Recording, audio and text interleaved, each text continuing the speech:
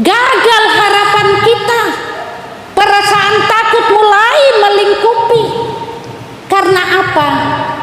Murid-murid punya semangat berjalan melayani Tuhan, murid-murid punya antusias hidup dengan Tuhan. Pujian kita luar biasa hari ini, ya. Pengakuan yang sungguh, tetapi di depan kalau itu terbentang persoalan yang tidak kita ingini, keadaan yang tidak kita maui, maka ibu bapak lebih baik kita diam deh, kunci diri deh. Itu yang dialami murid-murid. Keinginannya melihat Tuhan tidak menderita, keinginannya melihat Tuhan yang sudah melakukan mujizat demi mujizat, kerinduannya melihat Tuhan yang bisa menyatakan perkara-perkara yang tak mungkin menjadi mungkin. Belum amat terasakan bagi dirinya. Karena itu dia kecewa. Kecewanya lalu dia mengurung karena takut. Orang-orang yang memperlakukan Yesus begitu juga akan memperlakukan kita. Takut. Ibu bapak saudara-saudara, dan tidak yakin. Ini yang banyak membawa kita hidup di dalam menikmati kehidupan dunia ini. Perasaan tidak puas, perasaan langsung mapan, perasaan tidak mau dikecewakan, perasaan maunya sukses-sukses terus. Ibu bapak ukur kembali pada diri kita. Seperti apa? Saya orang yang tidak mau dikecewakan. Saya orang yang tidak mau ini. Karena itu seringkali kita hidupi panggilan kita tidak sama dengan panggilan yang Yesus inginkan. Karena itu ibu bapak, tema terimalah Roh Kudus. Seandainya kita sudah punya kesanggupan, buat apa? Tapi karena kita tidak punya kesanggupan, kita rapuh, kita masih selalu diliputi ketakutan, kecemasan, kita masih penuh dengan keraguan, kita masih penuh dengan nada-nada kepahitan. Tuhan bilang, terimalah Roh Kudus. Sebelum dia berikan itu, ibu bapak saudara-saudara, lihat rangkaian cerita dalam bacaan kita. Sebelum dia bilang terima Roh Kudus, dia datang dulu menyentuh murid-muridnya. Dia datang dulu mendampingi murid-muridnya. Dia datang dulu meyakinkan murid-muridnya. Salam khasnya, ya, apa salam khas Tuhan Yesus? Damai sejahtera. Kalau ini salam khas, harusnya juga salam khas kita orang yang mengikut. Selalu buat damai sejahtera bagi orang. Selalu menghadirkan damai sejahtera bagi orang. Ya. Jangan rupanya beda dengan rupa kita. Tujuan kita ialah sama serupa dengan dia. Karena itu kalau dia punya salam khas damai sejahtera, itu juga harus menjadi proses dalam diri saya, diri kita semua. Salam itu harus membingkai hidupku untuk kusalurkan, untuk menjadi berkat bagi siapa saja yang kutemui. Salam khasnya damai sejahtera bagi kamu. Coba ibu bapak, di tengah suasana perasaan yang mencekam, takut, kecewa, lalu datang sapaan itu, bisa berubah atau tidak? Bisa kan? Saya lagi takut, datang Pak Pendeta, Shalom, hilang ketakutan itu. Saya lagi marah-marah dengan suami, dengan istri, tiba-tiba ada ungkapan shalom hilang. Iya kan? Pentingnya ini menghilangkan segala kondisi yang mencekam kita, menghilangkan keadaan yang menakutkan kita. Karena itu ibu bapak, satu yang bisa kita petik di sini dulu, ya ini bukan satu kali Yesus katakan kan, 2 kali. Salam sejahtera. Itu dulu sebelum dia mengutus. Jadi dia mau menyegarkan dulu. Tidak ada artinya kita pergi kalau kita tidak menyegarkan dulu. Pergi-pergi begitu lalu di belakangku, oh ada orang yang tidak kusegarkan. Ya, Yesus mau ada kesegaran dulu. Terima ini baru pergi. Lihat kan dia beritakan dalam bacaan kita secara berurut, damai sejahtera bagi kamu. Sesudah itu dia perlihatkan, dia contohkan, lihatlah tanganku, lihatlah lambungku, bukti. Menikmati damai sejahtera tidak gampang, harus tertombak. Menikmati atau mengalami damai sejahtera bukan mudah, harus berjuang dari kepahitan. Bagaimana saya mau menciptakan damai sejahtera kepada istri, kepada suami, kalau dalam hati terpendam rasa kecewa, rasa pahit? Mau membangun itu, rombak, lihat tanganku, lihat lambungku, pasti kau sakit, lupakan kepahitan, itu baru damai sejahtera tercipta. Ya kan? Yesus kan meyakinkan itu dulu. Dia sentuh murid-muridnya, dia kasih teladan, lihat ini. Mau menikmati damai sejahtera tidak ada artinya kalau kamu tidak berkorban, tidak tertombak. Ya. Lalu sesudah dia membuktikan, dia katakan lagi, dia utuslah. Seperti Bapa mengutusku, demikian aku mengutus kamu. Lihat prosesnya toh. Bapa mengutusku, kamu sudah lihat kan? Sesudah saya mengalami itu, saya pergi, diutus Bapa, demikian saya utus kamu.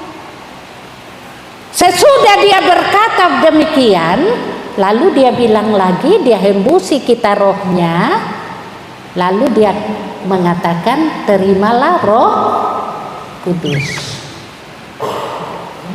Luar biasa kan? Prosesnya kita pelajari dulu. Jadi jangan serta-merta kita punya kesombongan untuk keluar.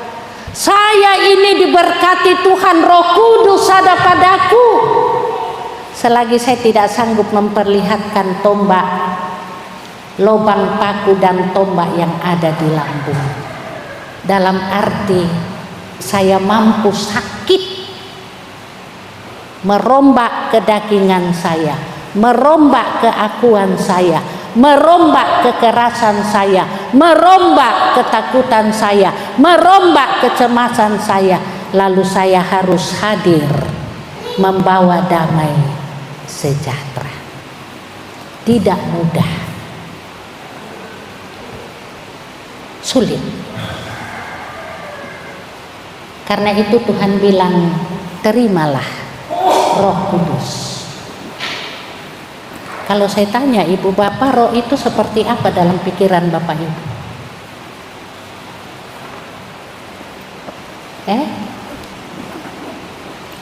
Terimalah Roh Kudus. Roh itu apa? Hah?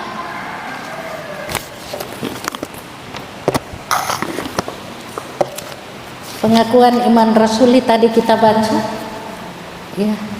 Hidup kita sebagai orang beriman, kita imani Allah Tritunggal. Saya hadir, saya boleh tercipta ini itu karena Allah Bapa. Allah yang menghembusi napas kehidupan. Saya ada, tapi karena dosa saya lalu mati. Lalu Allah yang sudah menghembusi saya kehidupan terus berkarya di dalam anak. Itu kan pengakuan iman rasul itu. Aku percaya kepada Yesus Kristus, anaknya yang tunggal, yang telah mengerjakan proses keselamatan itu. Lalu tidak cukup hanya 2 proses kerja. Ketiga, saya percaya kepada Roh Kudus. Roh Kudus, Roh itu Allah juga. Karena itu kalau saya katakan, kalau dia katakan dalam bacaan kita, terimalah Roh Kudus, terimalah Allah yang akan menuntunmu, yang akan menguatkanmu, yang akan menghiburmu, yang akan menopangmu, yang akan berjalan bersamamu. Karena itu jangan ibu bapak cukup saya terima Yesus, lalu saya tidak hidupi Allah, Roh Kudus, pekerjaannya. Karena itu Tuhan bilang terimalah Roh Kudus. Tema kita di hari Pentakosta ini, apa yang saya harus terima? Saya harus terima menghidupi Allah itu. Karena itu orang bisa kenal saya dalam buah pekerjaan Roh Kudus. Apa buah pekerjaan Roh Kudus? 9. Nanti ibu bapak baca di Galatia 5 ya. Itu buahnya. Apakah saya terima Roh Kudus? Benarkah saya sudah hidup dalam kasih? Benarkah saya sudah hidup dalam damai sejahtera? Benarkah saya sudah hidup dalam pengendalian diri, kesabaran dan sebagainya? Jangan-jangan saya masih pemarah, iri hati, pendendam, menanam rasa pahit ya. Saya masih diliputi kecemasan terus, tidak yakin penyertaan Tuhan ya. Karena itu ibu bapak, luar biasa kita dituntun minggu ini, minggu Pentakosta. Semua kenal minggu ke-50, hari ke-50 sesudah Paskah, sesudah kemenangan. 7 minggu Tuhan berkarya. Ini sama dengan PL, hari panen.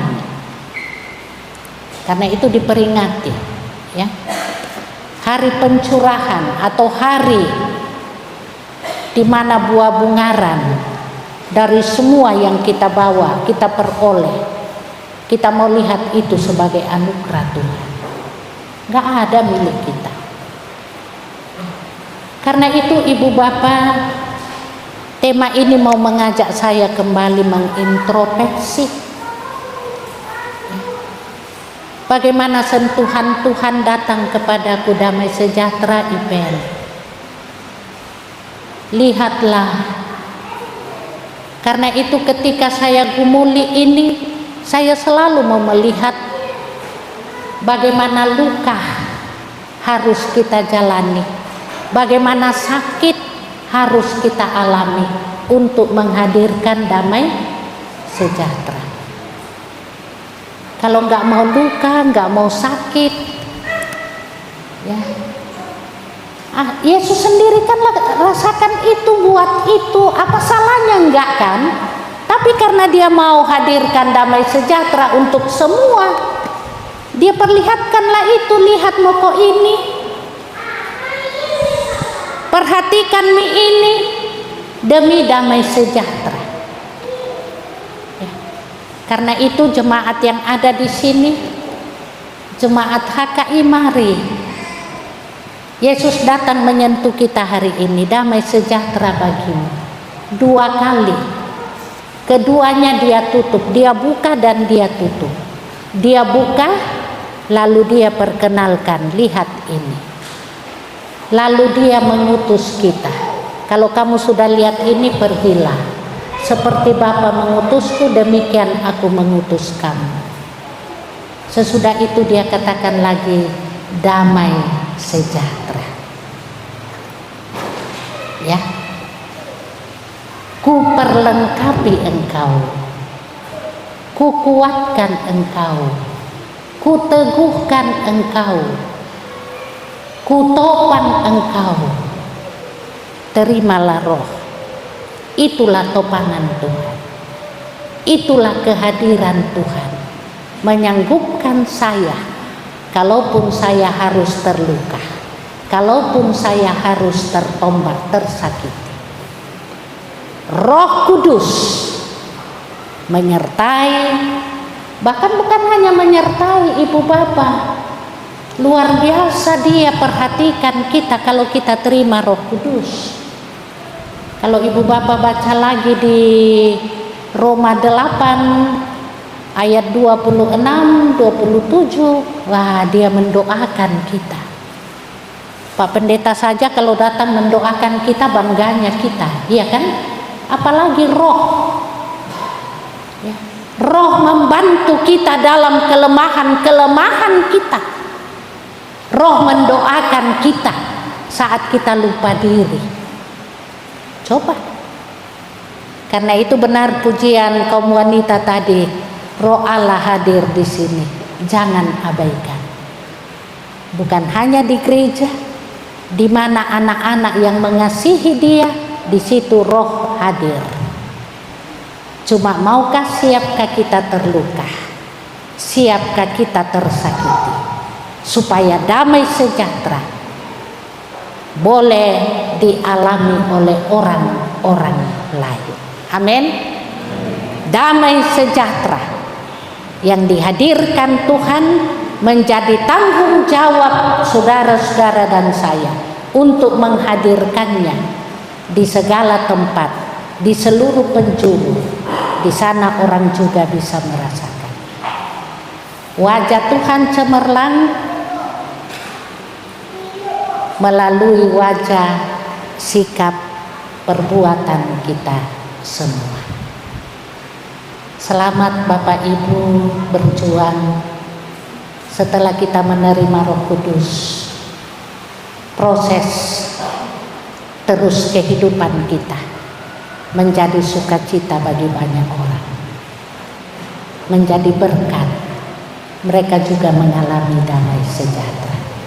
Selamat menikmati hari Pentakosta. Tuhan ada bersama. Tuhan mengundang kita menghidupi rohnya.